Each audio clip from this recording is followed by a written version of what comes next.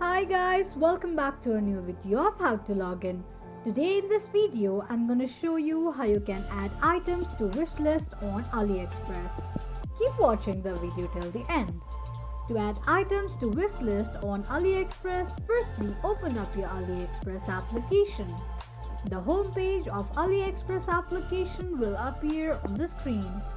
Search for the items on the page, or you can also search it on the search box. Select and tap on the product you would like to add to wishlist. Now all you need to do is click on heart sign at the bottom right side of the picture of product. It will add your item to the wishlist in no time. This is how you can add items to wishlist on AliExpress quickly and easily, just in few steps. If you have any doubts or queries, let us know in the comment section. Don't forget to subscribe to our channel. Also press the notification bell icon so that YouTube will notify you whenever we post a new video. I hope this video was helpful to you. Thank you so much for watching.